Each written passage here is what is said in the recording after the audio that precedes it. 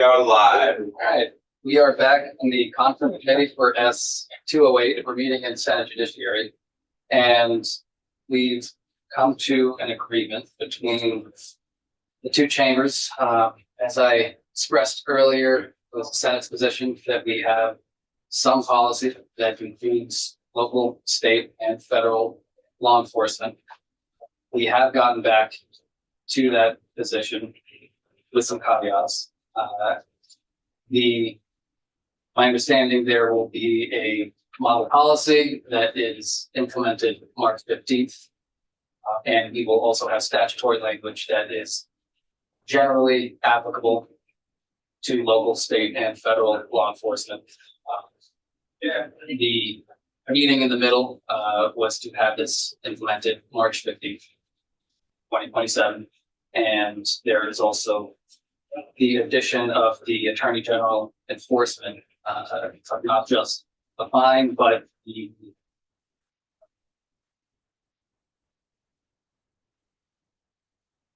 injunction. Okay. So that's the overview. I think that's the compromise that I hope that we've reached, and I think we should also have a walkthrough with lead counsel just to make sure that we all fully understand this, and also for the public, Representative Malone, before we do a walkthrough. Yeah, just I'll make one comment. And the reason I can join this and agree with this is that March 15th, 2027 effective date for the underlying requirements on masking and identification that would include the feds. That time frame allows, first of all, there to be a model policy that would apply in lieu of the statutory language for state and local. Once there's a provision in here that if any of the agencies have a policy that is consistent with what's in the statute, then it's the policy and whatever enforcement there is with the policy that controls, not the statutory language. So that, if the feds come up with the actual policy, or Congress passes something like that, that would apply to them just as it would apply to state and local. So that's one thing. And as important for me is I really think this is going to be voted unconstitutional. I understand people have been arguing that, well, let's give the Second Circuit a try. And I do believe that by March 15th, the legal landscape will have settled more on this. If I was wrong, this would go into effect. If I'm right, then it becomes even clearer for folks that it's unconstitutional. There will be time to repeal this before March 15th. So that's why I can agree with this. But I can turn this seat over to Sophie so you can walk through.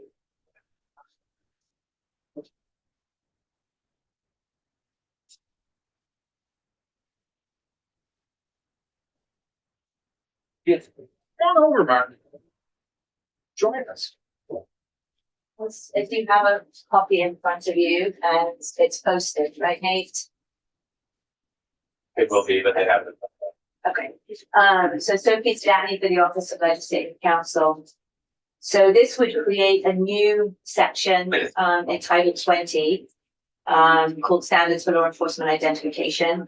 It has subsection A has the legislative intent, which again I think is similar, if not identical, to the language that came out of the Senate. The definitions, it has a new definition of facial covering that was not in the Senate version originally, but it's an expansive definition of face covering. And then law enforcement agency and law enforcement officer are defined. Specifically, law enforcement officer has the same meaning as section 2351A, but it also includes any officer of a federal law enforcement agency or any person acting on behalf of a local, state, or federal law enforcement agency. And then it breaks down into two separate sections. So C deals with identification requirements. So subsection 1, in the middle of page 2, requires that a law enforcement officer shall be clearly identified when interacting directly with the public in the performance of the officer's duties by And then A, the officer's name or the officer's unique radio or badge number visibly displayed on the officer's person. And B, the officer's agency or the initials of the officer's agency visibly displayed on the officer's person. Subdivision 2, a law enforcement officer shall verbally disclose in a clear and audible manner the officer's name and the official name of the officer's agency when detaining or arresting an individual as soon as it's practical and safe to do so.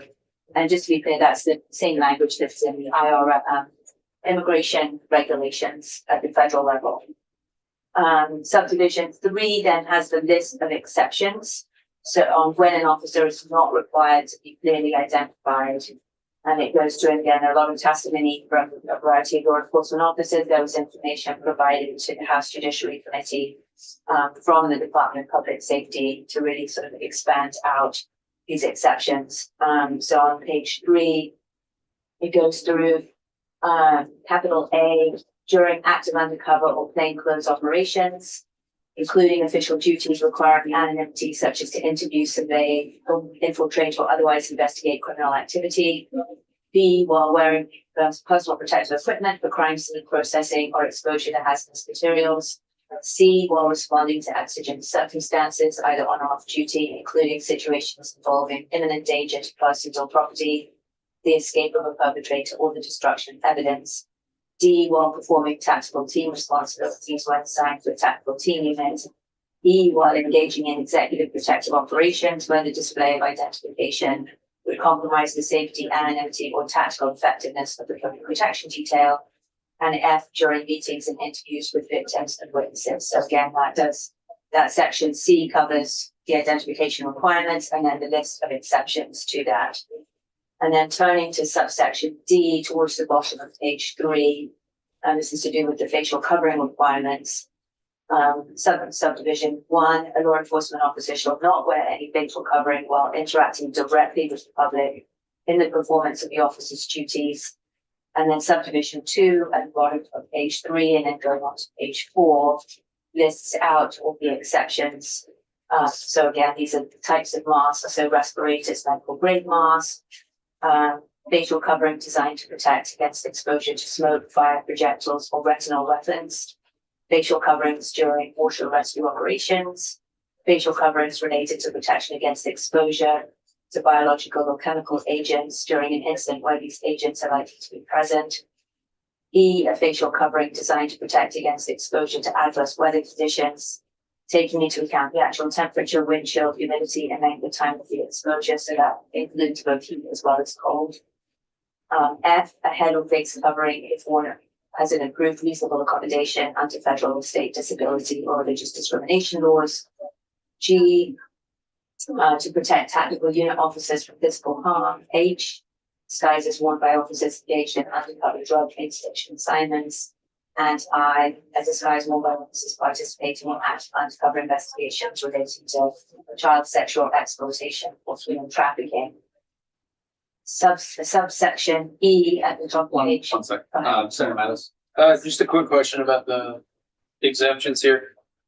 I know we heard in testimony when we had S208 here about health concerns, like folks that have skin cancer and wearing I forget what they're called, but is that covered anywhere in any of these exemptions? Yeah, so that's subdivision E in the middle of page 4. That would, okay. So again, it's not limited to cold, it's got actual temperature, wind chill, humidity, and length of time of the exposure. Okay. So again, if someone's hopping in and out of a car, not an issue, but you're on the beat for hours at a time or something. Okay. So that for some reason was the most contentious of all the exceptions, both there and on the outside.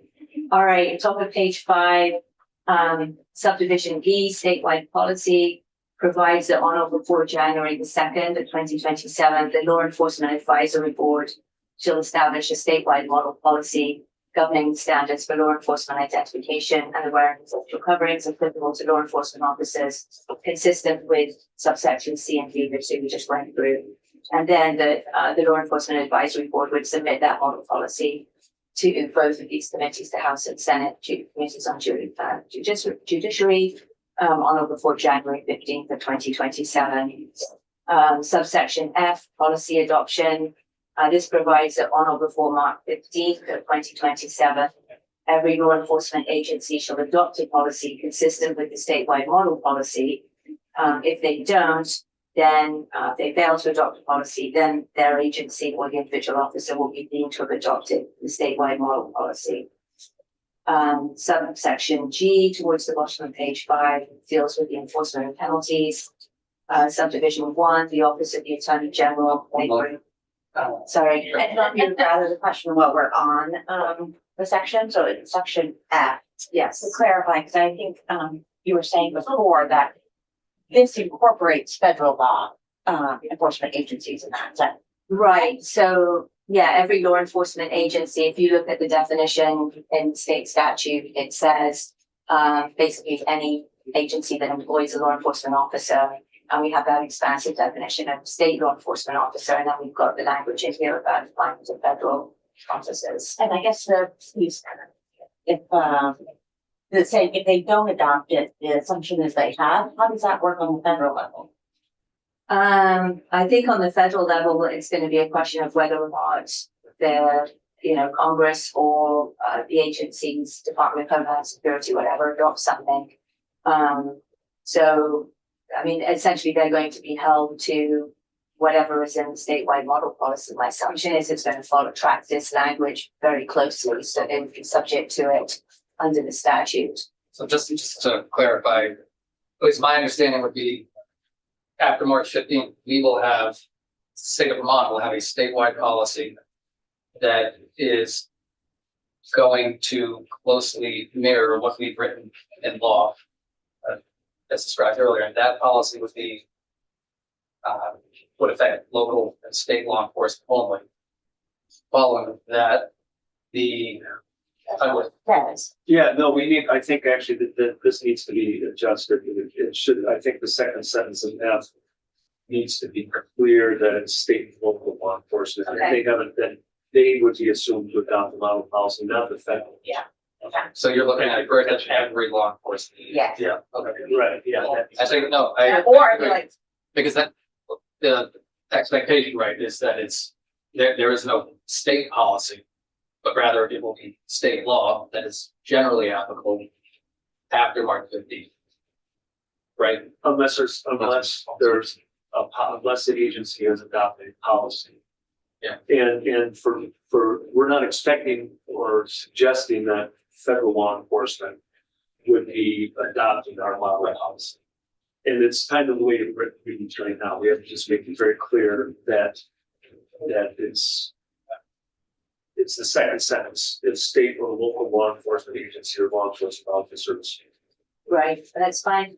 I mean, I think I was just kind of mentioning, I guess, did that change? It's just, we'll get to that in a second. Yeah, so in G, subsection G, enforcement and penalties.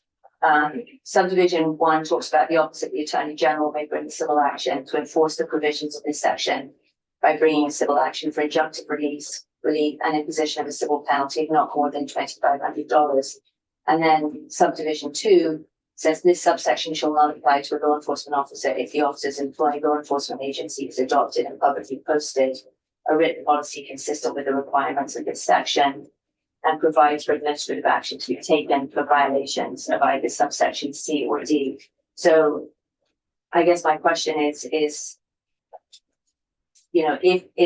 at the federal level there was to be some policy that's issued, then they would get the benefit of Right. okay. Yeah, so Get the benefit of what? Of subdivision 2 at the bottom of page 5.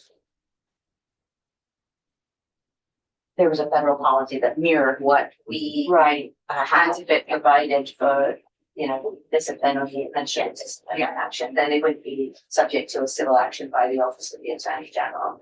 I think it should just be assuming that if they don't, that like. Whatever that's, I think that's the only one. yeah, I think everywhere that we say law enforcement or law enforcement officer, the presumption that we need federal and state. So when we are, You mean local and state. no, Local, state and federal. local, state and federal. But if we want to talk about just state and local, we need to spell that out. on policy in subsection F on policy adoption, just make that clear that that's applicable to the state law enforcement agencies and state law enforcement agencies. Does that make sense? It does make sense, just.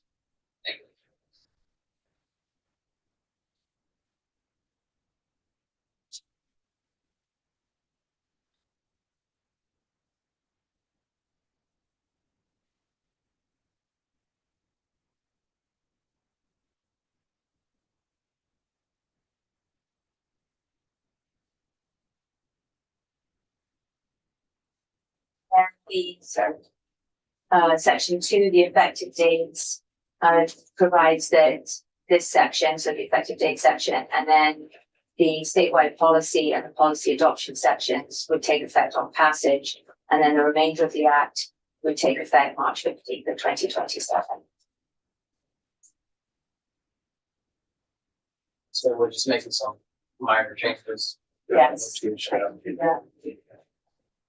We take a 10-minute recess.